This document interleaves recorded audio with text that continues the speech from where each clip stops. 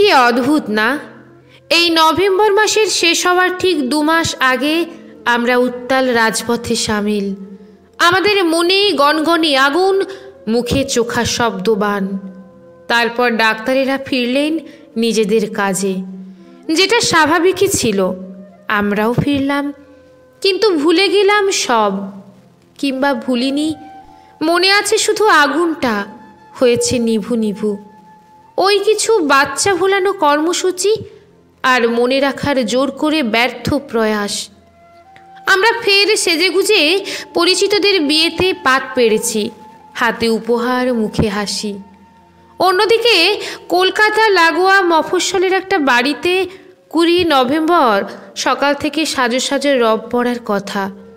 বাড়ির উঠোনে বাঁধার কথা মেরাব, বাড়ির কর্তার টেনশনে পড়ার কথা, আর মায়ের চোখে উদ্বেগ থাকার কথা মেয়ের ভবিষ্যতের কথা ভেবে। আজ ঠিক এই সন্ধেবেলা আত্মীয় সমাগমে গমগম করার কথা বাড়িটির, গানে মুখরিত হওয়ার কথা গোটা পাড়াটার, ফুলের আর সুগন্ধির গন্ধে মমা করার কথা গোটা বাড়ির। তার বদলে এক অনন্ত শোকযাপনের শামিয়ানা বেছানো গোটা বাড়িটায়। সানাইয়ের বেহাগের বদলে শোকের সুর, ভিড় ভারাক্রান্ত হওয়ার বদলে গোটা বাড়িটাই আজ থমথমে মেরে গেছে। বাড়ির কর্তার টেনশন তো সেই আছেই, কিন্তু তা মেয়ের বিয়ে সম্পন্ন হওয়ার চিন্তা নয়, আদৌ তাদের মেয়ে সুবিচার পাবে কিনা সেই চিন্তা। মেয়ের মায়ের চোখে মুখে উদ্বেগ নয়, বরং হাহাকার আছে। ভবিষ্যৎ তো দূর, মৃত মেয়ে কি আদৌ সুবিচার পাবে? বারবার 2 বৃদ্ধ বৃদ্ধার মনে প্রশ্ন উঠছে, কি হয়েছিল আমার একমাত্র মেয়ের সঙ্গে? এমন কি দোষ করেছিল মেয়েটা, যার সৎকারটাই শান্তিতে নির্বিঘ্নে তারা করতে পারলেন না? আজ বিয়ে হলে বাবা মায়ের দিন কাটত রাত্রি জাগরণে, আজ বিয়ে নয়, তাও তাদের রাত্রি কাটবে জাগরণে, যেমন গত 2 মাস ধরে কাটছে। হয়তো আগামীতেও কাটবে। শুধু আগামী কেন, যতদিন বাঁচবেন পাশের ফাঁকা ঘরটা তাদের শান্তিতে ঘুমোতে দেবে না। আমরা বিয়েবাড়ির ভোজ খেয়ে ঘরে ফিরব, সুগন্ধি মিঠে পান চিবোতে চিবোতে।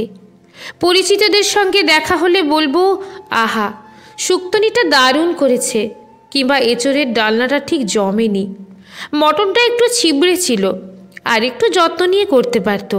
তারপর সঙ্গী অথবা সঙ্গিনীর হাত ধরে ফিরব, আর নিশ্চিন্তে নিদ্রায় ডুবে যাব। পরদিন ফের অফিস, ফের দিনগত পাপক্ষয়, টুকিটাকি খবর, আবার কোথাও সন্তানহারা বাবা মার কথা খবরের কাগজের পাতায় উঠে আসবে। তারপর যথাবৎ তথা সপ্তাহান্তে বা বিশেষ দিন উপলক্ষে মোমবাতি প্রজ্বলন, 2-4টে স্লোগান, একটু কেকের উপর লেখা জাস্টিস ফর আরজিকর, বড়দিন শর্টেজ, তারপর নতুন বছর। যেমনটা রাষ্ট্র চায় আমরা ডুবে যাব উৎসবে, আর একটা সব হয়ে যাওয়া জীবন অন্ধকারে জেগে থাকবে বিচারের আশায়। কারণ অল আউট ঝাঁপাতে আমাদের ভয়, সরকার বিরোধিতা করতে গেলে আমাদের ভাবতে হবে, এই রে আমি কিছু করলে ঠিক বিপদে পড়ব না তো? ততটুকুই করব যতটুকু আর বাকি সবাই করছে, গা বাঁচিয়ে। কারণ সৎ দাবিতে সব কিছু স্তব্ধ করে দেওয়া আমাদের ধাতে নেই। আমরা জন্মদিনে মনীষীদের উদযাপন করব, ছবিতে মালা, কিংবা ডাক্তারেরা অনশনে বসলে চিন্তিত হব কোনো প্রাণ যেন না যায়। আমরা রাজনীতি খুঁজি, আমরা কেউ এগোলেও খুঁজি রাজনীতি, আর পেছলেও তাই। কিন্তু ভুলে যাই সোদপুরের নাটগড়ের একটা বাড়িতে আজ নহবত বসার দিন ছিল। বাড়িটার আনন্দে মুখরিত হওয়ার কথা ছিল।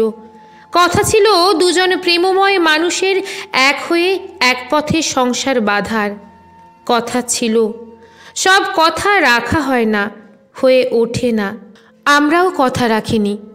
রাজপথ না ছাড়ার যে প্রতিশ্রুতি দিয়েছি তা কেবল প্রতিশ্রুতি হয়েই রয়ে গেছে। পথে নেমেছি হয়তো, তাতে জোর কোথায়, সেই গর্জন কোথায়? যাতে ভয় পাবে অপরাধীকে আড়াল করার রাষ্ট্র। কারণ আমরা ভীত।